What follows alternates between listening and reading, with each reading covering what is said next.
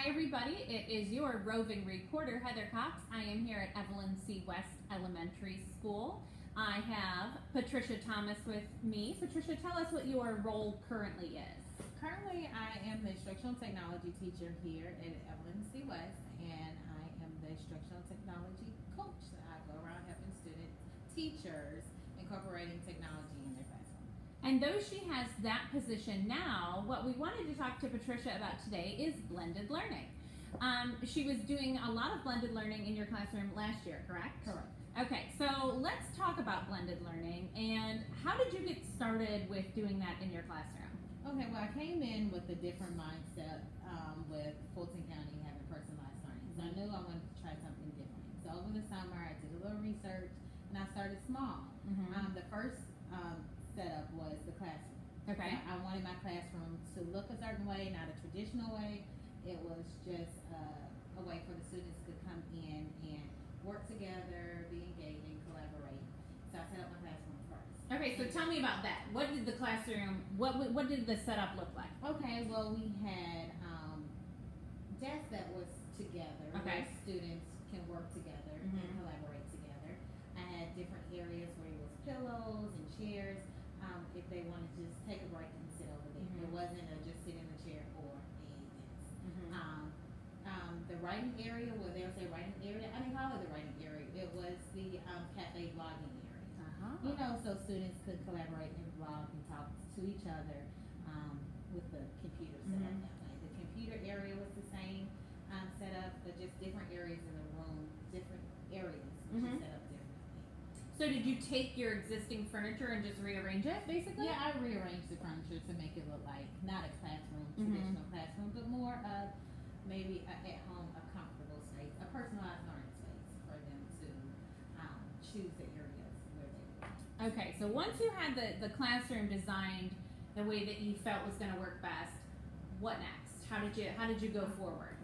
Based on the content that we were learning, I did research on basically what Fulton County offered us and made that into a blending space and different other resources I could find.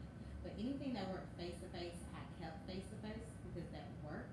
But our learners were different, so I just had to research in different pockets, set up different accounts for students too. If they didn't get it on the carpet, they didn't get it face-to-face, they can go off and have that resources 24/7 in the classroom or at home.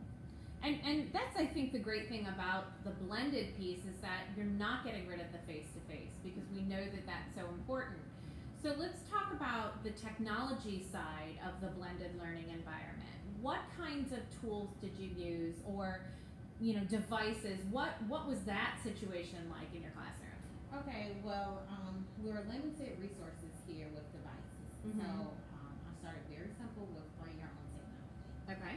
So I was really strict on that, so we started that first. And once I eased up on it and I saw the students were responsible, just little things as donors choose. Okay. We'll bring in iPads or tablets from the school or CAL laptops that we had around the school to use in the classroom. So we had a range of tablets, we had iPhones, we had Nooks, we had laptops, and we had computers. That's awesome. And then when it comes to the thing, I mean, thankfully a lot of the resources nowadays can be used on any of those devices. What were some of your favorite digital tools or resources that really helped you blend the learning? I'm very simple. A QR code was very simple for me to have it. It was posted around the room. It was posted on my website. Just different things that was simple. So a QR code was simple. I also love the Office 365 that Fulton County offered us as well. If it was OneNote Classroom, that was just a notebook for me to load up all of the resources that they needed, and we used that throughout the year. Something simple as in Khan Academy, if that was posted up for them to use. If they didn't get it face-to-face, they were able to go to that link and just get it, talk to them in a different way that they didn't receive on the carpet. Yeah, I love that there are so many great resources. I mean, you've got Khan Academy, maybe Learn Zillion, and then the fact that they work with all these other tools, like you mentioned 365, the notebook. I mean, but you could use Nearpod, Blend Space, Symbaloo lesson plans. There's a lot of different ways, or even simply a website. Yeah. You know, putting it on maybe your own Weebly website or Google Classroom. But having those, I think you're right with having those resources available for when the face-to-face didn't quite work. And how did your students know where they needed to be? Based on the student data that we'll talk about where they are, what were their goals, what were their expectations. So based on that, it was able to set up their accounts, to set up the resources for them, and then that's how they knew what resources to use or what help they need to get extra work on it. And what are some tools that you may have used to help you get some of that data? With Fulton County, we did basic. If it was star reading, and they used star reading. If it was DRA for reading, if it could be a simple Kahoot. If we're doing simple Kahoot, just for a formative assessment. Yeah. So, anything with the assessment piece applicable, then I can see right now, or then we can have a one-on-one chat with the students and say, okay, this is what we need help on. This is our goal, and then they'll take that information. I'll set it up for them, and then they'll go and get the extra help. And I think what you said, for example, with Kahoot, I think that's an important piece that people tend to miss, because Kahoots are fun, and so the kids enjoy that. Yeah. But then what happens is the data isn't being used to further inform the instruction. And I think, like you said, taking that data and being able to use it then it makes a big difference. And I think that's one of the biggest pieces in general with blended or personalized learning, is to understand where the students are. Because if you don't, then you can't make those instructional decisions. Now, what grade were you teaching last year? That was Third grade. Okay, so we have third grade students, and you may not have had personal experience with it, but how would you imagine that blended changes or looks? Are there some things that might stay similar, or how might it look different? You know, if we went younger or even older with blended learning. Blended learning.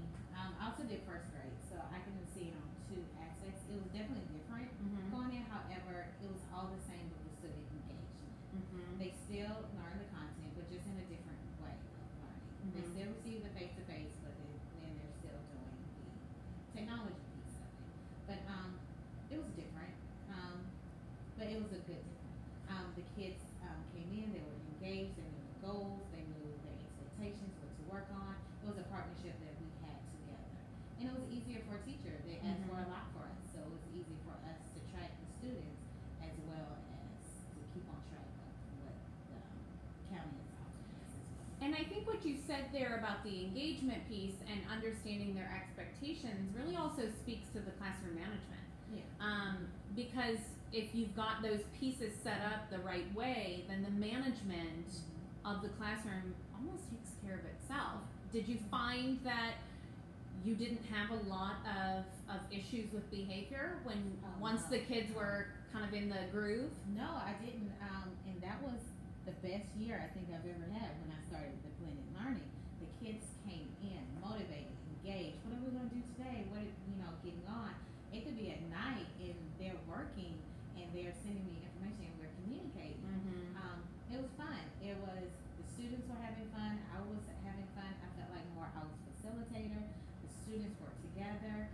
They motivated each other. It was a different